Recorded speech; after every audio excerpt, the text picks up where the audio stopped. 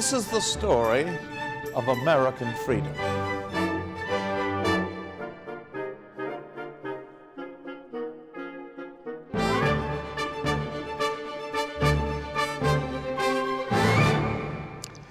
It has well been said that George Washington founded the United States, that Abraham Lincoln gave it a second founding in democratic freedom and equality, and that Theodore Roosevelt revitalized American democracy.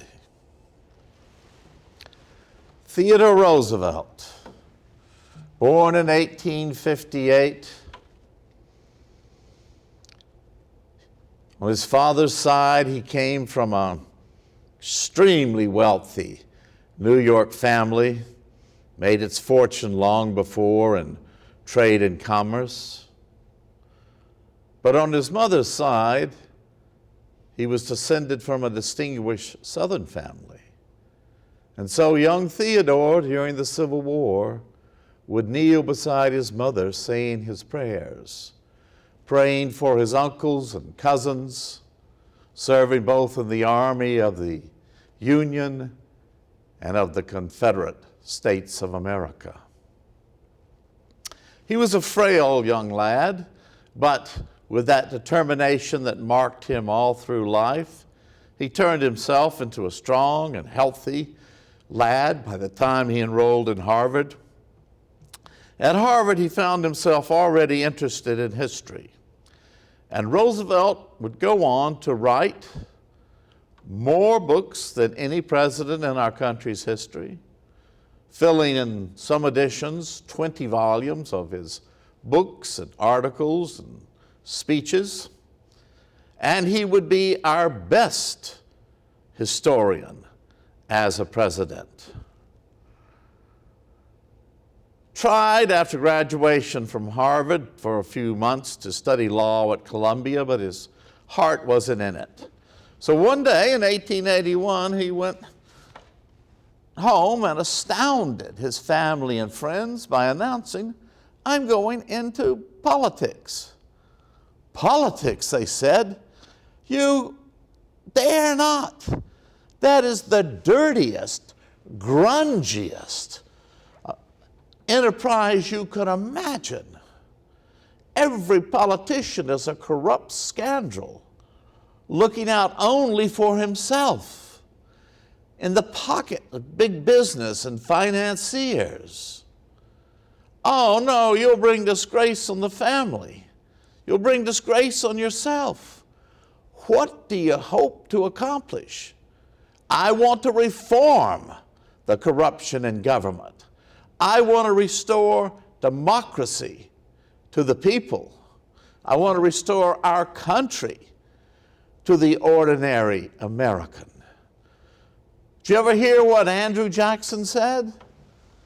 That big business was determined to make the ordinary American into the hewer of wood and drawer of water for the wealthy, to make them essentially serfs working for the wealthy. I'm going to change that. You won't change that.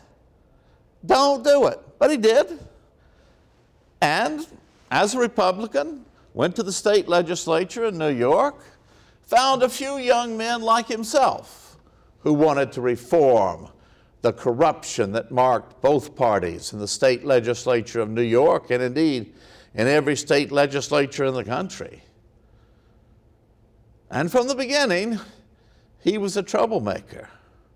But he rose rapidly, gained a good deal of attention, took strong stands on principles that he believed in, was happy in politics and happy in his marriage to his beloved Alice.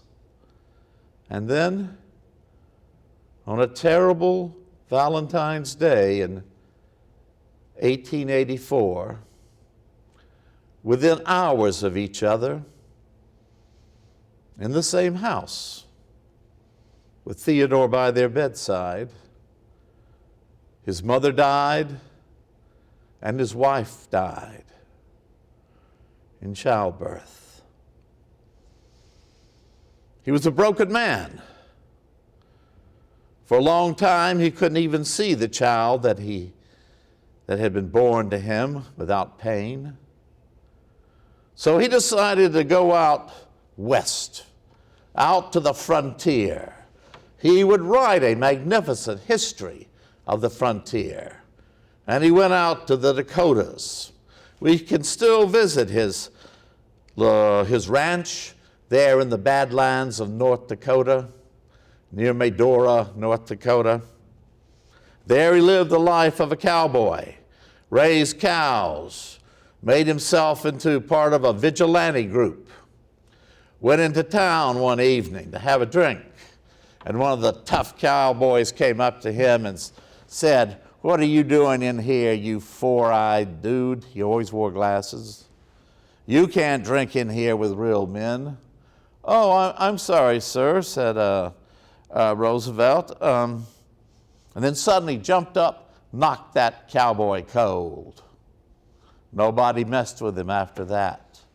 The cowboys on his ranch came to admire him and how he could ride for hours in the saddle. One time he hunted down someone who had stolen his rowboat. Took him days to do it, arduous task.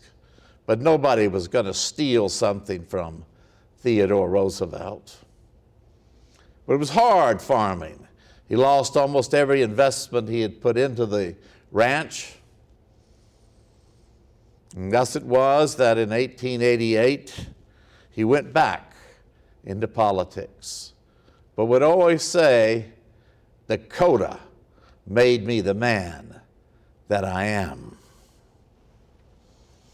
He got a position first on the Civil Service Commission, appointed by Benjamin Harrison, president.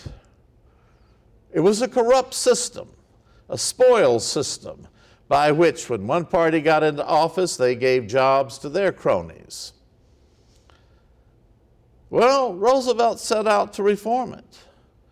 Using European, like German models, he set in place a merit system, merit examinations, and cleaned up and turned the civil service into such an organization that a British observer would say that the American civil service was the best in the world. But again, he kept making trouble. And the Republican Party, his party, did not like him. So let's give him a job he surely cannot handle. And he was appointed as commissioner of the police department of New York City. Well, there was no more corrupt department in the country than New York City. So he would go around at night, see which policemen were not doing their duty, were drinking or dawdling with ladies of the night, weren't on their beat, and fire them. Instituted again promotion for merit, and began the job of cleaning up the civil service. Well, we got to get rid of him somehow. Let's think. Let's send him to Washington to be Undersecretary of the Navy. Now, surely, given that presidential appointment, he'll just wither away. Well, that wasn't Roosevelt's fashion. And in fact, the Secretary of the Navy was elderly and in bad health, and he pretty much let Roosevelt run the Navy. And Roosevelt began to modernize it, get it ready for a modern war. And he liked the idea of war. He had listened to the tales of the war between the states, and he longed for the glory of the battlefield. And that glory came when our ship, the Maine, blew up in Havana Harbor. And in 1898, the United States found itself at war with Spain.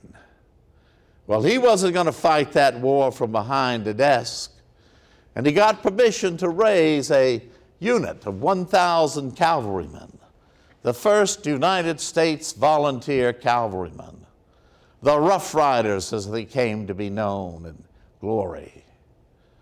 600 of them were boys from the territories, cowboys, hard-eyed men, Arizona, Oklahoma, the Dakotas. And then getting permission to bring the unit up to 1,000, he recruited 400 more from the best polo players on the East Coast and from Harvard and Princeton and Yale, all Americans. And they got along swimmingly. And so they set off for Cuba, the first U.S. volunteers. Roosevelt, second in command under his friend Leonard Wood, landed, and early on the morning of July the 1st, 1898, found themselves under heavy Spanish fire. The Spaniards were better equipped with their rifles than the Americans, making use of Mauser rifles from Germany. And the regular troops were showing a reluctance to charge up this hill, San Juan Hill. Well, Roosevelt rode right to the front, barely asking permission from their commanding officer, and led his unit, along with some brave African-American units, right up that hill, firing his pistol, getting off of his horse, and chasing those Spaniards into full retreat. The overall commanding general was General Joseph Wheeler, a famous cavalry commander during the Civil War for the Confederacy. The Spanish-American War was making it clear that all the old wounds had healed. And seeing all of this going on, General Wheeler, old now, given to taking a drink from time to time, yelled, "Get after them damn Yankees, boys! Get after them!"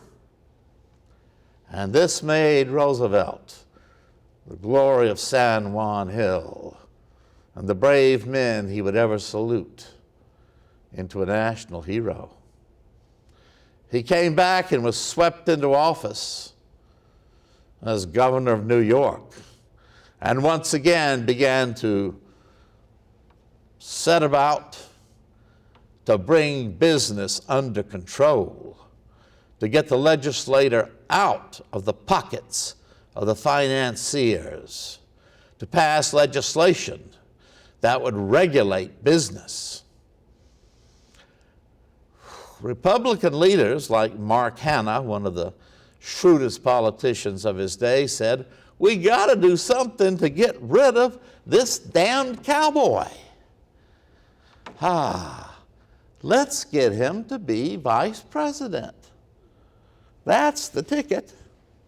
He'll go off to Washington and disappear." So rather reluctantly, President William McKinley chose Roosevelt as his running mate. McKinley was elected, and then on the 6th of September, 1901, as he was climbing in the mountains of Maine with his family, having left them far below him, he saw coming out of the mist a man, and he instinctively knew that this was bad news. The president had been shot by an anarchist at the exposition in Buffalo, would linger on for a few days, but die. And suddenly, as Mark Hanna said, that damn cowboy is now in the White House. And so he was. He brought to it an enthusiasm, a desire for change, a clearly progressive program, and that is what he called it, a progressive program. For years, the farmers had been exploited by the railroads, who could charge them any rate for their produce they wanted. There was deep hatred and unrest in the factories of America against big business, in the coal mines, the steel mines, among ordinary Americans who simply wanted the dignity of work and a reasonable wage. And Roosevelt began a series of legislation, passing it through an often reluctant Congress, to put into practice his vision of the duty of government. It is the duty of government to help the individual to do what he cannot do for himself or do as well. The founders were men of wisdom. He admired Washington tremendously. But we now lived in an industrial world, and our Constitution needed amendments. We needed an income tax. We needed the direct election of senators to get them out of the clutches of the state legislatures controlled by big business. We needed even bolder moves, like a referendum, by which the people could recall a congressman they didn't like, or a referendum by which, if the people determined so, a ruling of the Supreme Court could be overturned. Radical and bold ideas. And he put them forth to the American people with a flourish that made him the most popular American president, I think, in history. With his great mustache, his eyeglasses, getting a little stouter, as they said in those days, a little fatter each year. He moved America forward. He gave Americans a new sense that government cared about them and that they had a vested interest in this democracy. And his foreign policy was equally bold. America was going to become a superpower, join the great powers of the earth. America, like Britain, needed a mighty navy, a navy that could move between the Atlantic and the Pacific. It needed a canal through Central America. It had long been planned, but never put into operation. Well, the people of Panama were subject to Colombia. They didn't like it. They kept rising up in revolt against Colombia. Roosevelt used one of these revolts as an opportunity to recognize the independence of Panama and to purchase a lease for 99 years to build a Panama Canal. And he went down there, found out what was going on, looked into the causes of yellow fever and got the right man to handle it, the right engineers to handle the work, and loved riding a bulldozer to move that dirt. And a navy.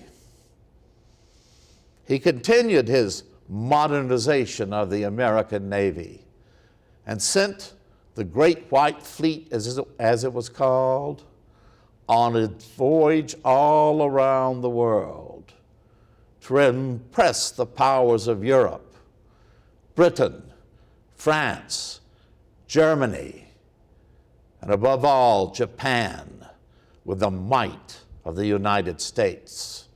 For he saw America as a mighty Pacific power. Ah, it was all a bully good time. But when he was reelected in a landslide in 1904, he turned and said almost offhand to the press corps, and he was a marvel at handling the press corps, "Well, boys, that's it. I won't run again in 1908. Oh, how he came to regret that decision. The American people regretted it. They said over and over again, "We release you from that offhand statement." But he was a man of his word. It's amazing to say. And thus he did not run. He helped put in office his old-time friend, William Howard Taft, 300 pounds of solid Republican, but soon found that you cannot control the President of the United States. And Taft's policies began to drift back towards the side of business and the financial world. In 1912, Roosevelt decided to run again. Woodrow Wilson was the Democratic candidate.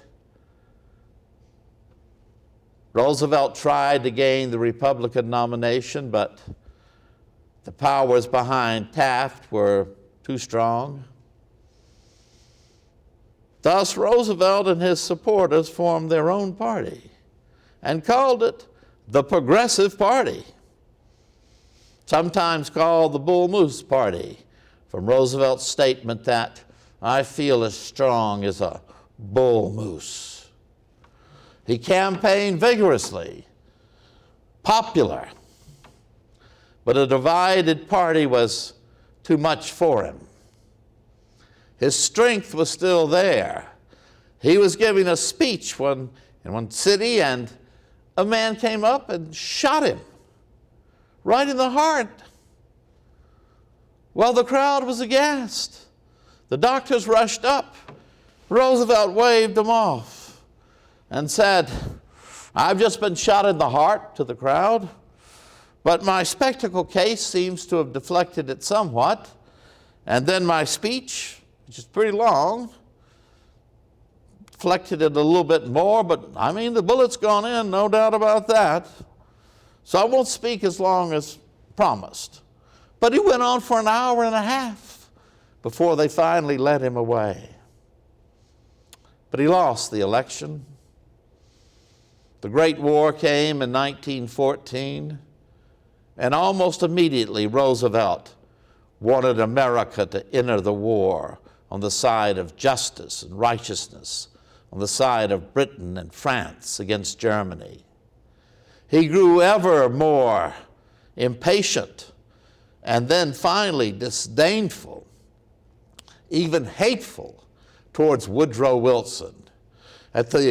When America entered the war in 1917, Roosevelt wanted to raise once again a volunteer cavalry unit. His request was sarcastically turned down. He went after Wilson with every power of his pen and of his magnificent tongue. Wilson was nothing but a hypocrite, a coward, that he was afraid to fight. But ultimately, Wilson was forced into this war. And Roosevelt did what he could do. He urged his own 4 sons, Ted and Quentin and Archie and Kermit, to join the army. They were eager to do so. They wanted to emulate the glory that their father had won on San Juan Hill. And he followed the news of the increasing Allied advances, the crumbling of the German lines, received a telegram that his Archie, his boy, had been wounded and awarded by the French government the Croix de Guerre. This is right up there with San Juan Hill, he said, as the proudest day of my life. And then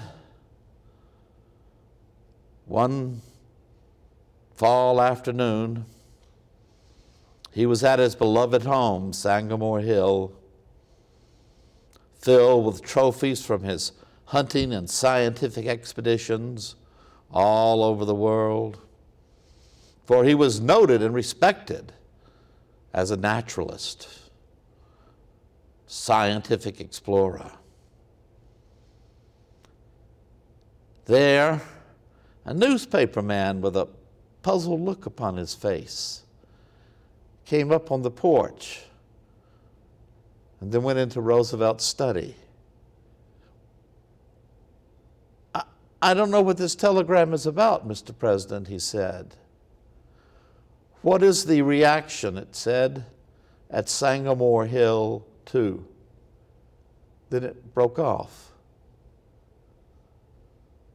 Roosevelt turned, walked out on the porch where he hoped the wife he had married years ago as a second wife and he loved so deeply, where she couldn't hear him.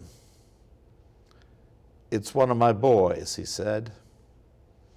And it was. Quentin, who, enjoying all of his father's love of adventure, had joined the Air Corps. At first it was said he had been shot down behind enemy lines. A rumor came back that he had been captured by the Germans but was well. And then came the official telegram. Quentin was dead. He never got over that. It literally broke his heart. He was proud when victory came to his country, but it could not bring back his boy. But he began to take back up his work, his writing. And then early in January, went to bed, and during the night, this January of 1919, his great heart just gave out.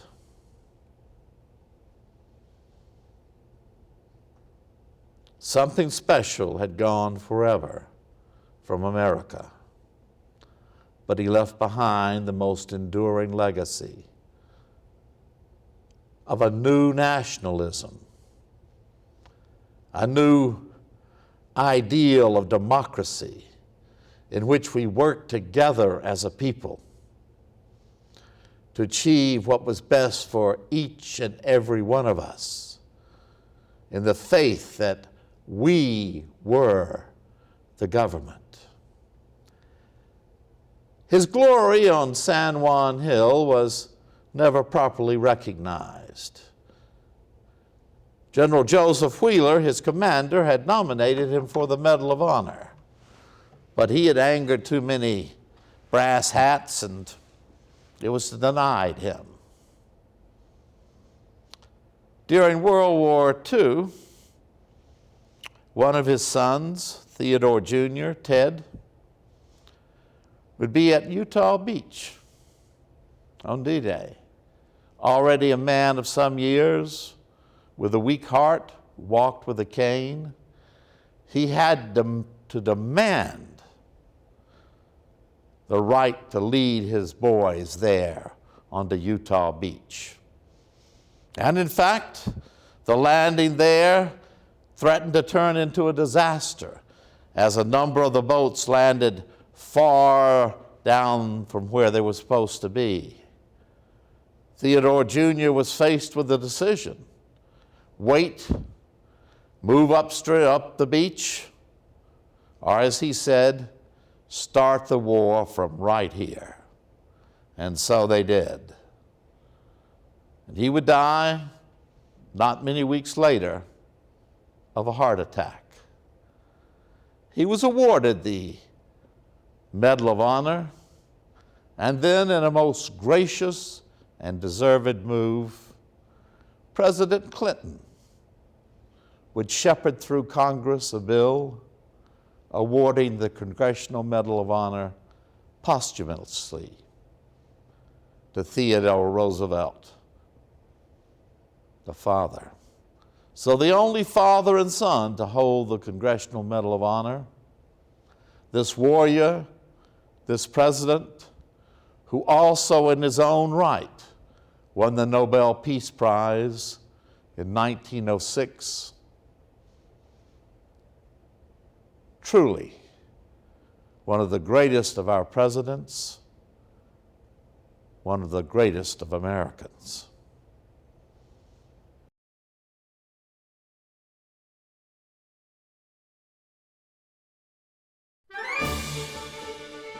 The Story of Freedom in America with Dr. J. Rufus Fears is made possible by the generous support of our Freedom